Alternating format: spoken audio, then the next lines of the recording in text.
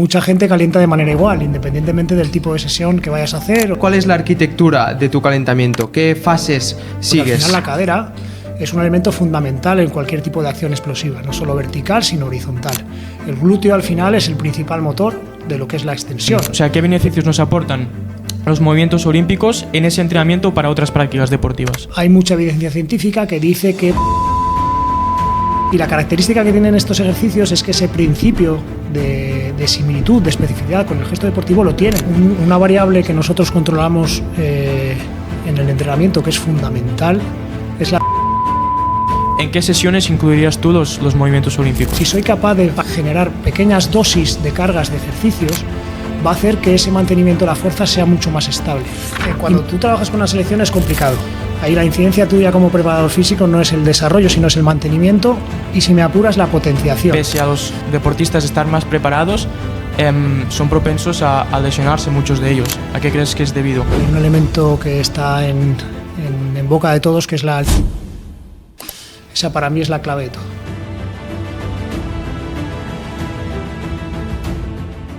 Compañeros de Why Not Project, bienvenidos al 9º episodio del canal. Tu podcast favorito de salud y rendimiento junto a los mejores profesionales en todos sus ámbitos. Pero antes, si quieres aprender los secretos de los movimientos olímpicos, quieres aprender a activarte previamente antes de una sesión de alta intensidad y sobre todo quieres llevar tu entrenamiento al siguiente nivel, este episodio es para ti. Yo sí quiero Biel y hoy tenemos a Isaac, preparador físico del equipo nacional paralímpico durante 2 ciclos olímpicos, 11 años de preparador físico en la ACB y actualmente profesor titular de la asignatura Teoría del Entrenamiento en la Universidad de Zaragoza. También preparador físico de la selección venezolana. Isaac, ¿cómo estás? Pues todo bien, fantástico.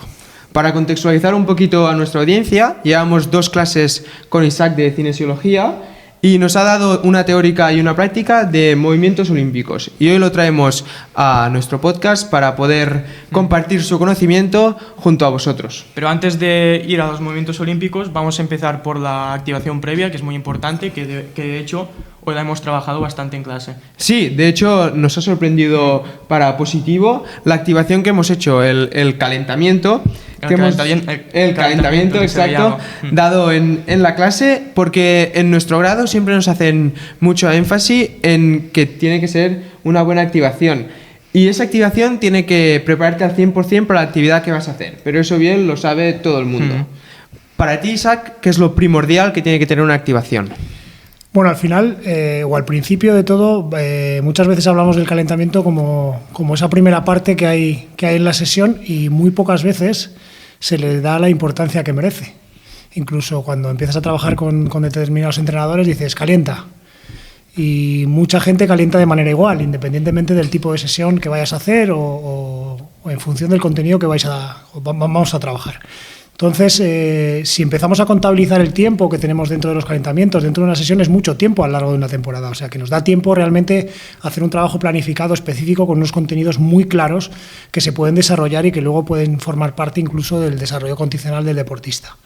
En este caso, la sesión que hoy hemos trabajado con vosotros era una sesión muy específica donde íbamos a trabajar con unos rangos de movilidad muy específicos, muy concretos, muy profundos, con unas demandas de trabajo muscular específico en posiciones máximas. Por tanto, la movilidad debería de ser y ha sido muy específica en rangos amplios, y además hemos demandado en determinados momentos contracciones musculares muy claras, porque al final esa estabilidad articular está en función de mi capacidad de producir fuerza.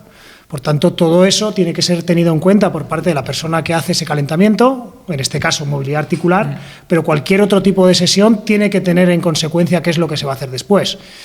Y hoy, por ese motivo, hemos hecho mucho trabajo de movilidad dentro de rangos amplios, y además hemos pedido contracciones específicas que luego hemos ido progresando hasta llegar a esas situaciones no máximas, pero sí con una demanda de contracción muscular alta. ¿Y en sesiones de fuerza como la de hoy, incluirías una parte de cardio como activación? Quizá no sería necesario el hacer trabajo de cardio, ¿de acuerdo? En función siempre y cuando del objetivo que nosotros nos vayamos a plantear. Si, por ejemplo, vamos a trabajar trabajos de cargas altas, fuerzas máximas, y estamos acostumbrados siempre a hacer algo de trabajo de activación suave a nivel cardiovascular, perfectamente podría estar contemplado ese trabajo de cardio en esa sesión, pero si no estamos acostumbrados, no lo metemos por rutina, no es necesario que estemos siempre estandarizando ese calentamiento.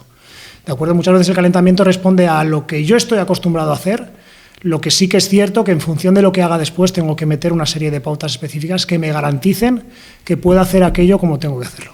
Exacto, porque hoy hemos trabajado los movimientos olímpicos y hemos empezado a activar el cuerpo con movimientos generales, como unas rotaciones de tronco, y hemos acabado con lo más parecido que podría ser al gesto deportivo, haciendo hasta alguna sentadilla. Y para un entrenador queríamos saber cuál es la arquitectura de tu calentamiento, qué fases sigues a nivel de activar nuestro cuerpo. Todo yo me lo llevo un poco al campo donde vengo, ¿de acuerdo? Al final el deporte colectivo, y en este caso el baloncesto, es un poco el alma mater mía, donde yo me muevo cómodo.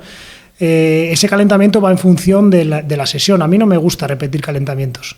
No tiene nada que ver cuando vamos a hacer una sesión específica de 5 para 5, donde se va a demandar una intensidad muy alta al inicio, donde ese calentamiento va a demandar contracciones máximas, incluso algo de de trabajos de tipo pliométrico, donde serían prácticamente una propia sesión en sí, pero reducida dentro del propio calentamiento. Por tanto, es un calentamiento muy específico para hacer algo muy específico en la sesión de trabajo posterior.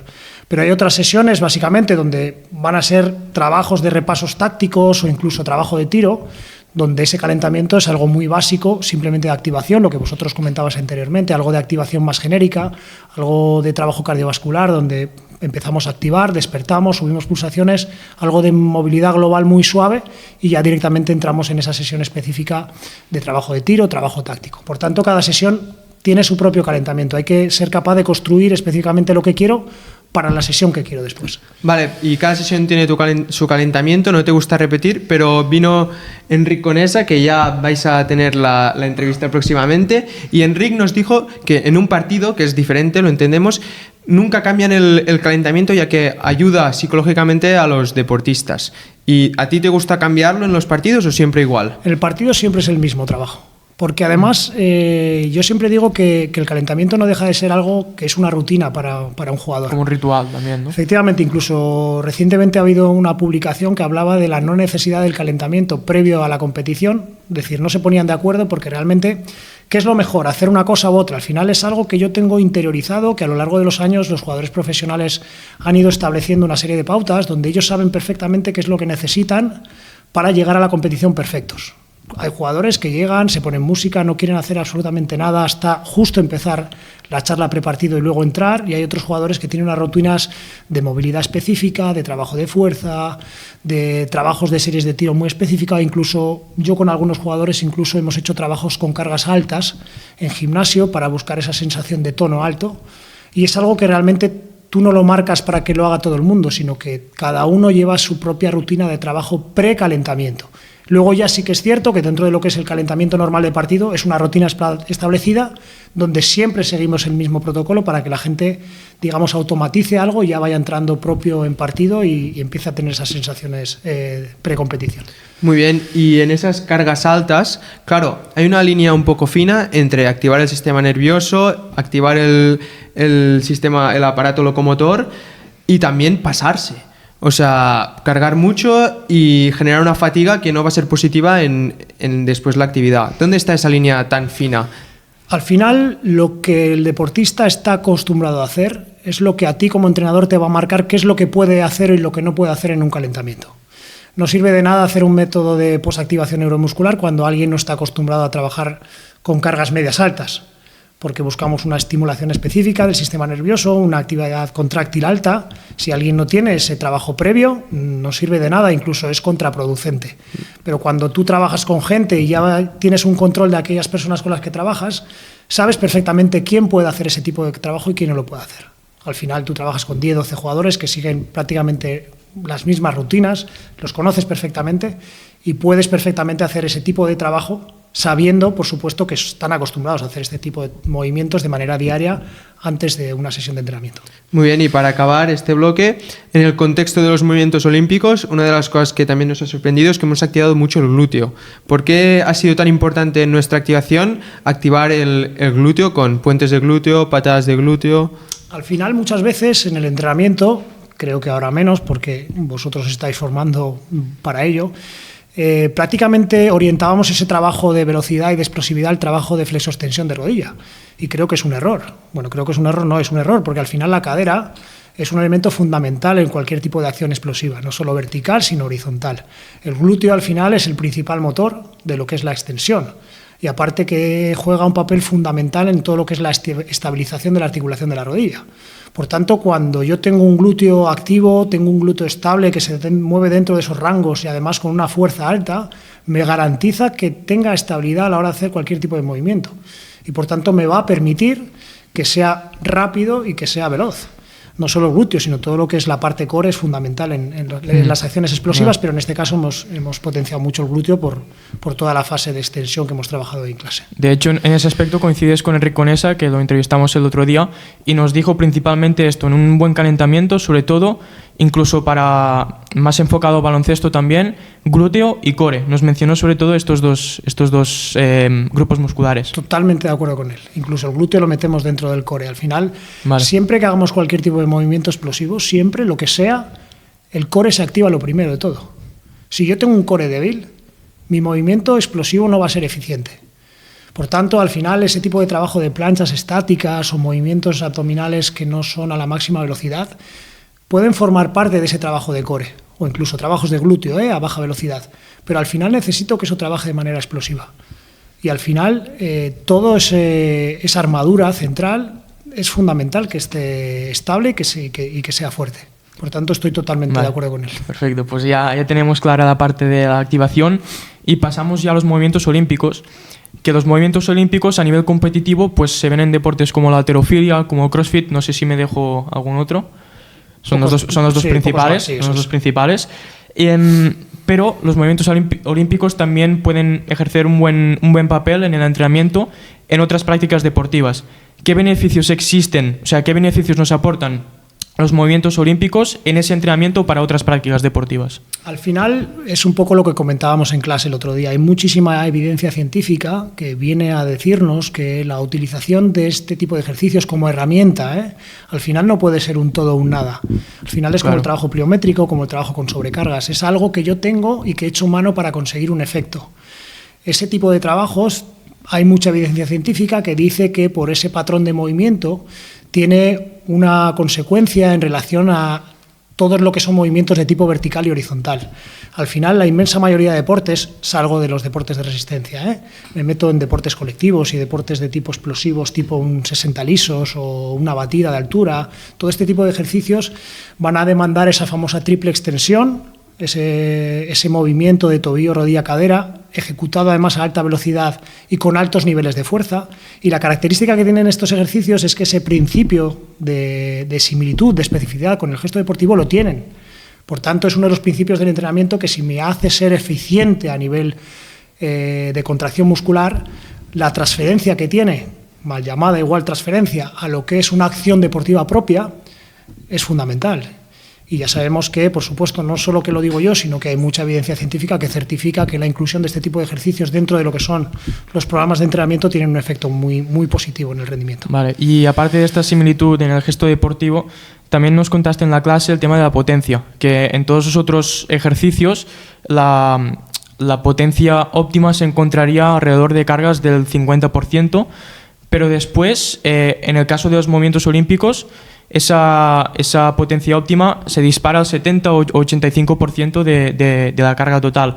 ¿A qué es debido esto? ¿Por qué en unos ejercicios es al 50% y por qué en el caso de los movimientos olímpicos es tan elevado? Mira, fijaros, al final una variable que nosotros controlamos en el entrenamiento que es fundamental es la velocidad y la aceleración. Cuando nosotros estamos trabajando dentro de una sala de gimnasio, independientemente del tipo de ejercicio que hagamos, ya sea una sentadilla, sea un press banca, sea una dominada, nos estamos moviendo con rangos de amplitud en torno a unos 50, 45, 50, 55 centímetros de movimiento, no hay más. ¿Qué es lo que pasa con un movimiento olímpico? Que al final estamos hablando de un rango de movimiento que nos podemos ir a 2 metros. Por tanto, la posibilidad o la capacidad de aceleración es muy alta. Vale. El hecho de poder, además, mover cargas muy altas hace que la producción de potencia sea muy alta. Y eso hace que velocidades altas, muy altas, con cargas altas, ese pico de potencia se traslade a porcentajes mayores en relación a los ejercicios normalizados con sobrecargas que se trabajan en una sala de gimnasio. Aparte del efecto que tienen. Vale. Y, por ejemplo, en deporte de élite, para un deportista de élite, como podría ser un futbolista que tiene, o un jugador de básquet, que tiene una semana por delante antes de llegar al partido de fin de semana, ¿en qué sesiones incluirías tú los movimientos olímpicos? Para mí, cuando tenemos que competir de manera constante durante la semana, también es cierto que tenemos que ver qué es lo que pasa en esa semana, en cuanto a cargas de entrenamiento, viajes, desplazamientos. O sea, hay muchas otras variables, pero está condicionando todo. La característica que tiene este tipo de ejercicio es que me permite trabajar con velocidades muy altas y niveles de fuerza muy altos. Eso quiere decir que no hay una especificidad en cuanto a lo que es la estimulación de la curva fuerza-velocidad que hablábamos el otro día. Me permite ser rápido y ser muy fuerte. Por tanto, ese posible decrecimiento que hay en los niveles de fuerza, que se dan, que sabemos que si yo no toco una pesa durante 6-7 días, estoy ya generando pérdidas en la producción de fuerza, si soy capaz de generar pequeñas dosis de cargas de ejercicios, va a hacer que ese mantenimiento de la fuerza sea mucho más estable y me permita mantener mi nivel de condición física en cuanto a niveles de producción de fuerza mucho más estable en el tiempo, independientemente de que haya muchas competiciones. Pero ahí tenemos un problema, que es que hay que saber ejecutar muy bien. No sé si habéis visto unos vídeos que han corrido ahora por las redes en relación a trabajos, creo que era de Paris Saint-Germain, en relación a trabajos condicionales, que estaban haciendo ejercicios olímpicos. Y lo siento mucho, pero es ridículo verlos hacer movimientos olímpicos. Porque al final eso no es trabajo de movimientos olímpicos. Tú estás ejecutando un movimiento olímpico, pero para conseguir el efecto que demanda un movimiento olímpico tienes que trabajar con una carga alta, tienes que saber ejecutar muy bien y tienes que poder ejecutar muy bien durante el entrenamiento. Por tanto, tengo que saber hacer muy bien ese tipo de ejercicios para poder conseguir el efecto que se produce cuando yo los aplico dentro de mis sesiones de entrenamiento. Y dentro de ese microciclo seguramente se incluirían en sesiones de mayor intensidad, ¿no? Bueno, ten en cuenta que al final sesiones de mayor intensidad, la clave del entrenamiento, del rendimiento, es la intensidad. Es decir, no hay poco o baja intensidad. Llega un momento que nosotros nos vamos a mover siempre en rangos entre el 50 al 75% de la carga. Luego ahí vamos a ver si lo que estamos haciendo son sesiones de desarrollo, de potenciación, o estamos buscando sesiones de mantenimiento. Por tanto, ya el número de repeticiones puede condicionar el tipo de sesión que hagas, independientemente que la carga sea la misma. Por tanto, yo perfectamente puedo meter semanas donde yo quiero que mi equipo esté 2-3 semanas a picos altos de niveles de fuerza. Además, yo lo voy valorando con encoder, simplemente con series de 3 series con 2 repeticiones a unas intensidades muy altas. Incluso en ese tipo de sesiones me paso más tiempo calentando que no ejecutando. El otro día me decía un jugador, dice, hostia, esta mañana hemos hecho 12 repeticiones de trabajo y entrenando me encuentro fatigado. Digo, pues es que no hace falta llegar a volúmenes muy altos, sino hay que saber o hay que poder meter la intensidad efectiva que me genere esa adaptación que yo busco. Esa para mí es la clave de todo.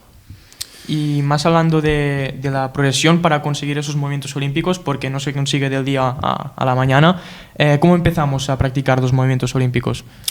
Para mí es fundamental que todo deportista o todo atleta con el que trabaje sea capaz de ejecutar un peso muerto perfectamente desde una situación profunda. Es fundamental. Y esto que es algo sencillo para vosotros, que lo habéis visto dentro de vuestras sesiones, dentro del mundo del entrenamiento no es así. La gente no tiene esa destreza óptima para poder mover cargas altas. Muchas veces se nos llena la boca, ¿no?, con esto de decir, no, vamos a trabajar fuerza máxima. Hay gente que no... Si no lo sabes hacer, no lo puedes hacer. Hay mucha gente que no ha hecho fuerza máxima en su vida, con niveles de rendimiento muy altos, porque demanda de una intensidad que realmente tengo que estar muy preparado para poder ejecutar ese tipo de trabajos. Por tanto, lo que son tanto la flexoextensión de la cadera, que viene implícita dentro de un peso muerto, como la flexoextensión de rodilla, que lo podemos trabajar tanto en una prensa, que es muy controlado, una sentadilla, son ejercicios que son el ABC del entrenamiento. Y además con cargas medias, altas, en determinados momentos de la temporada. Vale, y a mí me ha pasado, y te lo he comentado, el tema de las limitaciones de la dorsiflexión de tobillo y de muñeca, que eso puede limitarte a la hora de avanzar en los movimientos olímpicos. Para una persona con esas limitaciones, ¿cómo empezamos? ¿O qué hacemos antes de pasar a trabajar los movimientos olímpicos? Bueno, tener en cuenta también que hoy hemos sido halterófilos puros. Al final, en el mundo del entrenamiento nos vamos a decantar mucho por movimientos que no van a demandar ese encaje tan intenso. Nos vamos a ir a un snatch, por ejemplo, donde no hace falta un encaje de muñeca tan amplio, sino una flexión de todo lo que es la cadena posterior muy amplia, pero eso no hay problema, al final lo vamos a ganar. Pero el tema de la dorsi, al final es un movimiento que se demanda mucho en situaciones de encajes de inicio, es decir, esas situaciones de squat, y en los encajes finales cuando yo voy a posiciones bajas. Eso es halterofilia pura. Normalmente, en rendimiento, siempre nos vamos a ir a posicionamientos de hang colgados, donde no va a haber una demanda muy alta de dorsiflexión de tobillo, y aparte siempre vamos a acabar en posiciones de power. Por tanto, la dorsi tampoco va a ser demandada. Entonces, es algo que no es limitante. Sí que es cierto que si hacemos una sentadilla puede limitar la profundidad, pero ahí podemos generar alternativas. Por ejemplo, trabajando con barra por delante o con un fit por la espalda o poniendo una cuña, ver un poco cuál es la limitación que tiene para poder darle el ejercicio. Pero con movimientos olímpicos no creo que sea un limitante para lo que es la propia acción dentro de lo que no es halterofilia, ¿eh? Hablamos siempre de deporte, llámese colectivo, llámese otro tipo de deporte que no es específico de haltero. Muy bien, y una vez que esas limitaciones pues no las tenemos, ¿cómo progresaríamos? Porque has dicho que lo principal es el peso muerto, y para subir el nivel, ¿cómo lo haríamos? El otro día también os comentaba en clase, ¿no? No hay un estándar de progresión en cuanto a cómo es la enseñanza de estos ejercicios olímpicos. Al final, para mí una cosa fundamental en entrenamiento es que la persona que está entrenando sepa hacer el movimiento.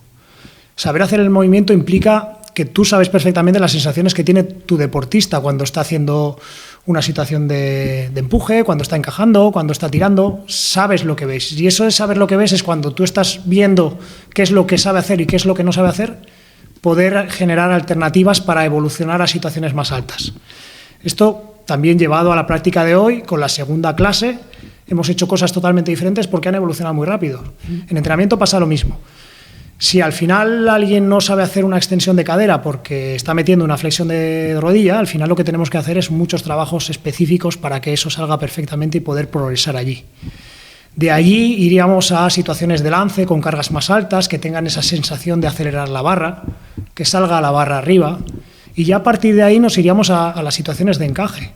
Pero tampoco hay que volverse loco, no tenemos que ir a situaciones profundas, simplemente tenemos que ir a sensaciones de extensión total con carga alta en triple extensión para conseguir determinados efectos. Es decir, desde ese peso muerto, tanto de primer, segundo tirón, ir poco a poco evolucionando a situaciones, sobre todo al principio más de jerk, que es más fácil, ir luego a situaciones de snatch y luego ese clean, que a veces no es ni necesario ejecutarlo, por lo que decís vosotros, por esos posicionamientos máximos, y porque al final lo que más similitud tiene con gesto deportivo es lo que es el snatch para la cadera o lo que es el jerk, lo que es flexo-extensión de rodilla. ¿De acuerdo? Vale. Tampoco hace falta ir a cosas estrictas de haltero. Pues muy buen bloque de movimientos olímpicos. No sé si Biel tienes alguna pregunta más. Han pasado bastantes profesionales y esperemos que pasen muchos profesionales aquí en este podcast. Y me gustaría hacer alguna pregunta off topic. Has dicho que has trabajado con jugadores de baloncesto en equipos, de hecho, selecciones nacionales. Y una pregunta que es bastante clave: ¿cómo gestionas tú las cargas? Pues mirar, cuando tú trabajas con una selección es complicado. Es complicado porque al final vas a funcionar en periodos de tiempo donde son ventanas, son periodos muy cortos, donde prácticamente la incidencia que nosotros tenemos a nivel condicional es mínima, porque vienen de periodos de trabajo con sus equipos. Además, nos podemos encontrar con jugadores que han competido más, que han competido menos. Por tanto, lo que te llega es con lo que vas a rendir. Ahí la incidencia tuya como preparador físico no es el desarrollo, sino es el mantenimiento y, si me apuras, la potenciación. Por tanto, sobre todo si no conoces al deportista, lo que vas a hacer son cargas muy específicas de velocidad con cargas bajas que garanticen que lo que tengan se desarrolla a máxima velocidad. Eso por un lado. Y por otro lado, dentro de los equipos, yo creo que la tendencia en los últimos 10 años, 10-15 años ha cambiado completamente. Ahora ya no estamos hablando de jugadores de baloncesto, sino que estamos hablando de deportistas. Por suerte ya el atleta que juega baloncesto, permitirme esta expresión, ya no para. Antes era normal encontraros con jugadores que habían parado 2 meses durante el verano y llegaban esas famosas pretemporadas, ¿no? La carrera continua, trabajo de pesas, venga, cargas medias, venga... Ahora eso no existe. Nosotros nos encontramos con deportistas que no paran una semana y que te vienen con unos niveles condicionales muy superiores a los que puedan mantener durante el año en determinados casos particulares. Por tanto, ahí te permite entrar a trabajar con cargas muy altas, a velocidades muy altas. Nos podemos encontrar con otros jugadores que nos vienen lesionados, con periodos de parón, donde tenemos que hacer otro trabajo totalmente diferente. A lo que voy es que dentro de lo que es el deporte colectivo, ahora mismo la individualización es fundamental. Tenemos que valorar, no tenemos que irnos a test de largos en el tiempo, sino tenemos que ir a variables muy concretas. Insisto que la velocidad es fundamental, el control de la velocidad dentro de una sala de trabajo es fundamental.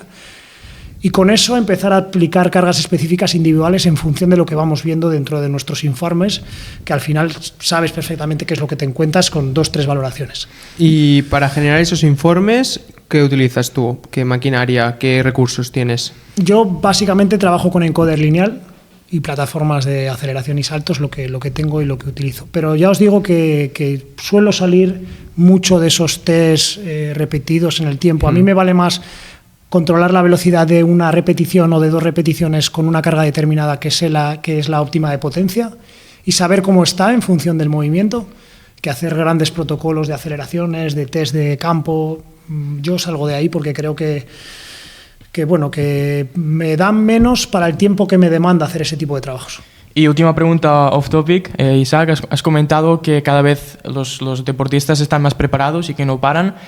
Aún así, parece ser que siguen habiendo muchas lesiones. Entonces, pese a los deportistas estar más preparados, son propensos a lesionarse muchos de ellos. ¿A qué crees que es debido? Bueno, ahora yo creo que hay un elemento que está en boca de todos, que es la alta densidad competitiva que tenemos en todas las competiciones. Eso es un hándicap que al final está condicionando mucho la lesión de nuestro deportista.